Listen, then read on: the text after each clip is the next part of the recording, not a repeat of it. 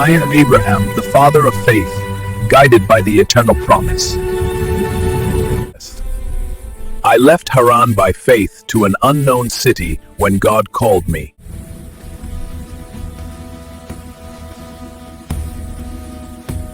At our old age, we had Isaac, our son, by faith.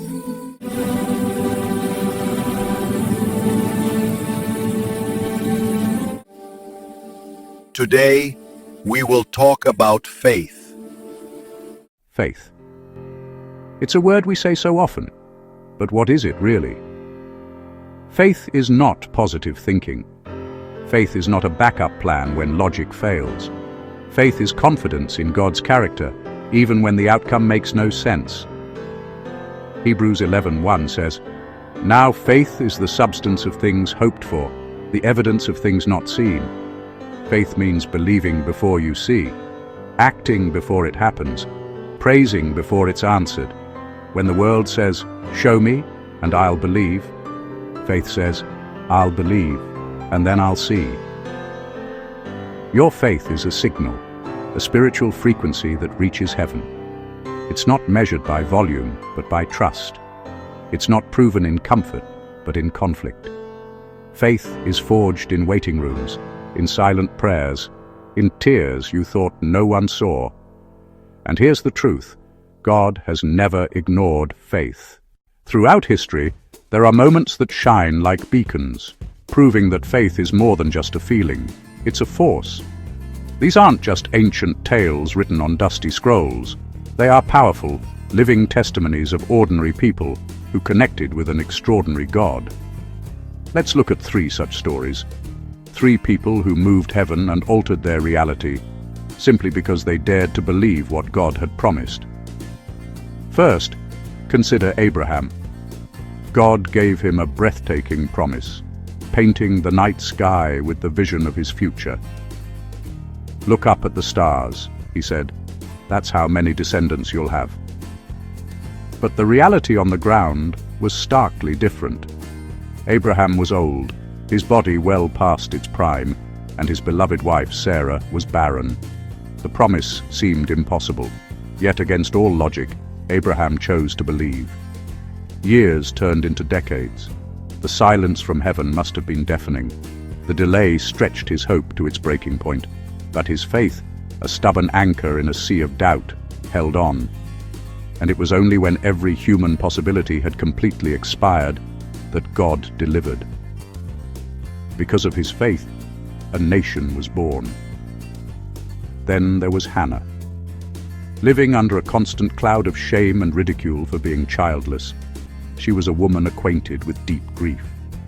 But instead of letting bitterness take root, she took her broken heart to the one place she knew it could be mended. She poured out her soul in the temple, her lips moving but her voice a silent, desperate prayer only heaven could hear. The priest, Eli, saw her anguish and misunderstood, thinking she was drunk. But even when judged by man, she didn't falter. Her faith conceived what her body could not, and Samuel, the great prophet who would anoint kings, was born. And what about the Roman centurion, a man of power and authority, used to giving commands and being obeyed instantly? When his servant fell gravely ill, he sought out Jesus. But his request was astounding. He said, "Lord, I am not worthy to have you come under my roof.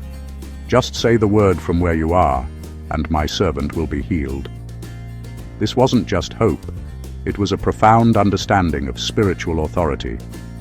Jesus marveled. Yes, the Son of God was amazed by this man's conviction and declared, "I have not found such great faith in all of Israel." The servant was healed that very hour, not by a touch, but by a word activated by faith.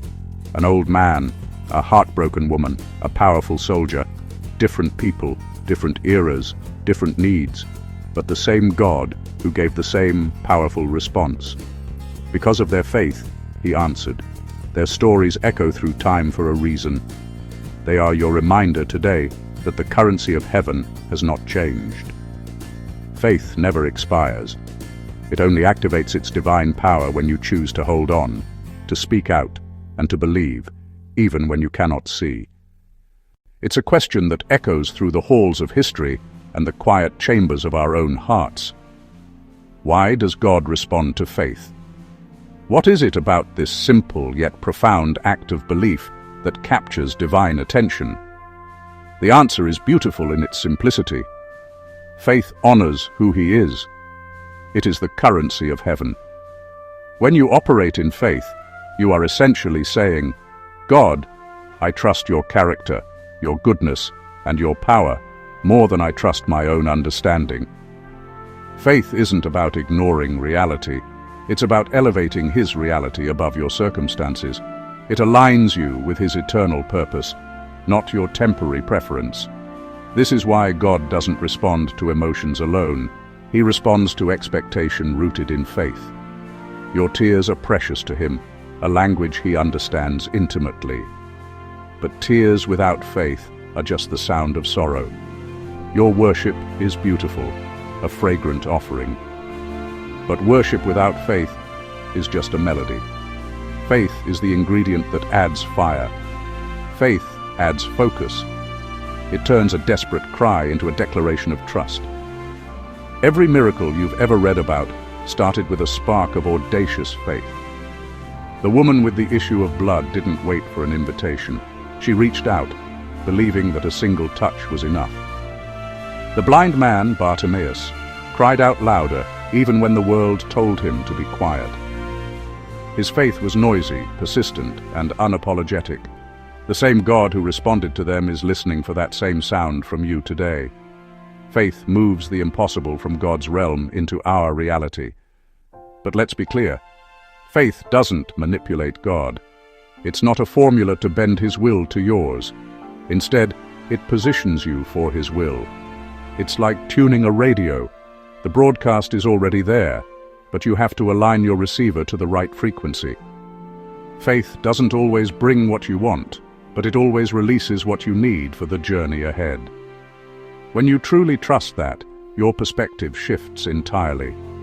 Even unanswered prayers begin to feel like preparation, not punishment. A no or a not yet is understood not as rejection, but as divine protection and redirection. Your faith becomes the anchor that holds you steady, confident that the gardener knows exactly when the seed is meant to bloom. Let's talk about how to make your faith alive again. 5 keys that awaken your faith, right where you are. 1. Speak faith out loud.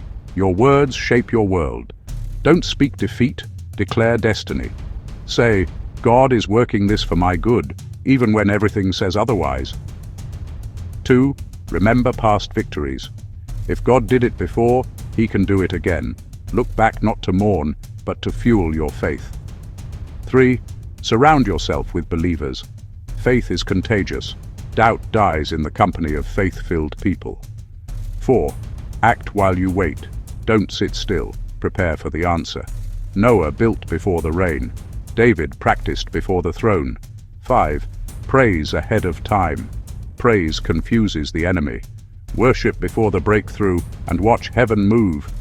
These are not steps for perfect people. They're tools for believing people. Because faith doesn't need proof, just persistence. Now let's be real. Faith, true, unshakable faith, will be tested. It's not a matter of if, but when. You will pray with all your heart and feel only silence in return. You will give generously from what little you have and not see an immediate return. You will stand strong on His promises while the storms of life rage around you, threatening to sweep you away. It's in these moments of intense pressure, when everything in you wants to give up, that the foundations of real, resilient faith are truly built. Understand this: every delay is a divine test.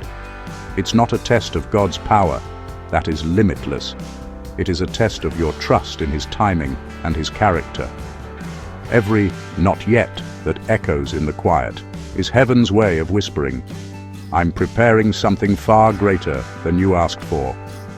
I am working on you before I work on it. Look at the pattern. Joseph was thrown into a pit, forgotten in a prison. But that pit was a pathway to the palace. Job lost everything he held dear, but his unwavering faith in the middle of his pain led to him being twice as blessed. Even Jesus himself hung on the cross, seemingly defeated and silent between two thieves. And even there, in the darkest hour of history, faith was at work, securing our ultimate victory. So when you feel forgotten, when the silence is deafening, remember this powerful truth. Silence does not mean absence. Faith is not forged in the spotlight. It grows in the dark. Think of a seed. Its roots don't grow in the visible sunlight. They must first push down deep into the unseen soil, anchoring themselves firmly underground. So don't you dare quit praying. Don't stop believing when you can't see the results. Your faith is not being ignored, it's being invested. It is being tested, refined like gold in the fire, and prepared to be multiplied for a testimony that will bring him glory. This season of waiting is your underground moment. It's where your spiritual roots are going deeper, preparing you to stand tall and bear fruit when the season of breakthrough finally arrives. Now it's your turn, right where you are. Whisper this: because of my faith, God will answer me. Say it again. Let it rise in your spirit. Because of my faith, God will answer me. God is about to surprise you. He's about to turn that waiting into winning, that pain into power, that delay into divine timing. Because faith moves what fear cannot. And when heaven hears faith, it always responds. Let's pray together.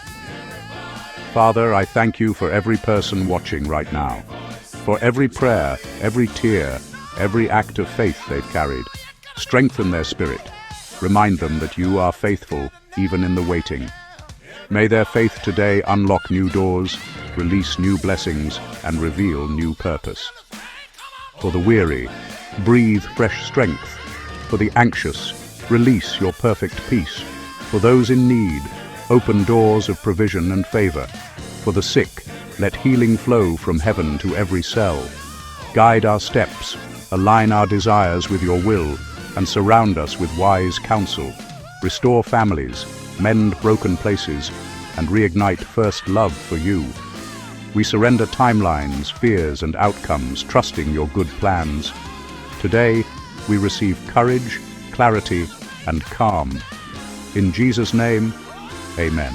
Now go. Keep believing. Keep declaring. Because of your faith, God will answer you. Hey friends, how did you see our video today? We believe that you've been uplifted. Thank you for watching Moreko.